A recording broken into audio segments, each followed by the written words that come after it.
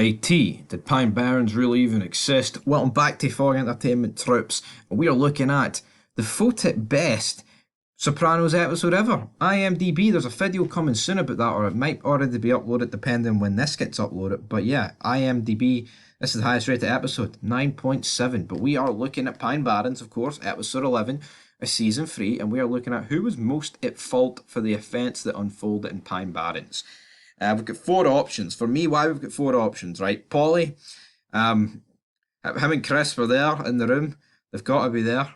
Valerie, well, he was in the room as well. Put down my Universal TV remote. And then Silvio, he had the flu, so he was the reason why we were there. But we had 224 votes, and a whopping 79% voted for Polly. So you guys think Polly was most at fault.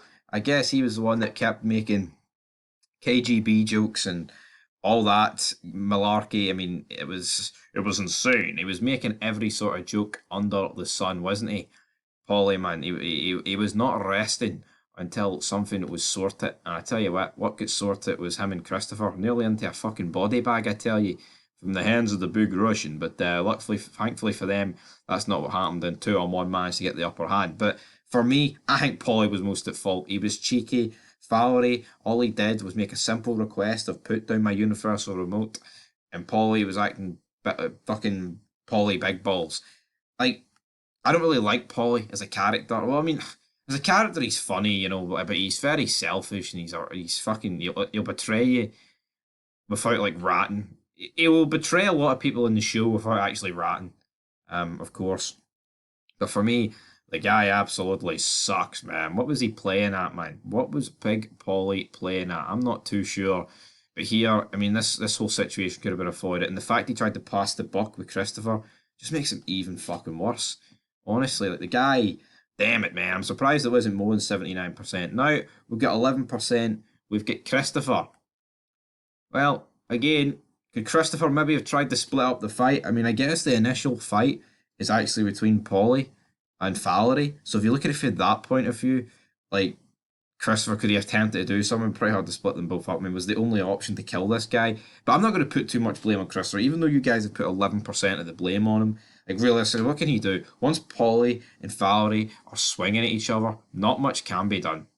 Like literally, what can realistically be done? I mean, they're swinging punches at each other. It's looking bang bang.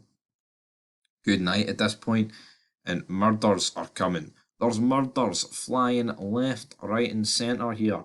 It's not looking good for Big Christopher, man, when these guys are swinging, and it didn't look good, especially because he had to pull out essentially. He's like, no, it's not going to work for me, big man.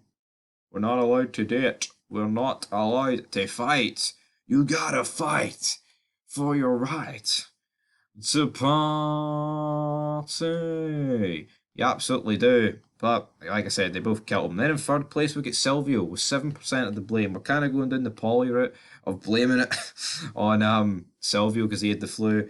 Again, like yes, he did have the flu, and yes, Polly and Christopher were doing Silvio a solid by helping him out by collecting the money. But at the end of the day, I mean, if Silvio collected the money, I can guarantee you that he probably would have just walked in, collected the money, and walked straight back out. The same situation would have happened. I think it's incredibly weak to blame Silvio.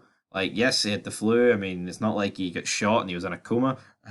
Spoiler alert. But, yeah, so for me, Silvio can take a wee bit of the blame. And then in last place, we have got Valerie is just next door.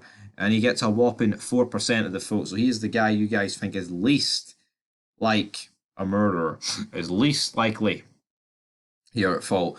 Would I say he's least likely? For me, he's probably in second place. I mean, he didn't need to rise to Polly. I guess he could have been less cheeky, but he's a fucking big tough man. Like, why should he act like a shite bag? Because Polly's got his fucking panties in a twist. I'm not too sure. But anyway, Polly's fault for me. Polly's fault for yous. Let's dive into the comments here, troops.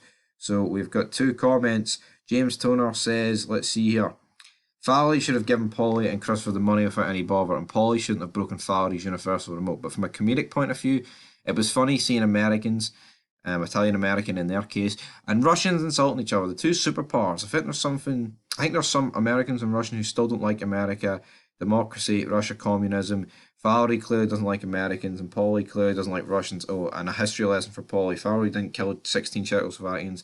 It was 16 Chechen rebels, you dumbass. Czechoslovakians. So yeah, it was, I'm glad it happened, but it was easily avoidable. I mean, we all want it. I mean, it made for a great episode. It really did. I'm not going to sit here and dispute that. And it was funny. It was it's one of the best episodes of Sopranos. One of the funniest episodes of Sopranos. It comes hand in hand. Absolutely incredible, man. But yeah, like I say, man, Polly, you could have easily avoided this situation just using your brain. But you didn't. You didn't use your brain, big man. So you decided to fucking punch a guy and then expect no retaliation. Simon Turner says the Universal remote had a mind of its own. It did. Dropped itself, mate. That's exactly what happened. But that is where Fog Entertainment's going to leave you guys. That is who was most at fault for the offence that unfolded in Pine Barrens. But welcome back to the channel, guys. If you've missed anything, make sure to stay tuned and like, comment, subscribe. But until next time, peace.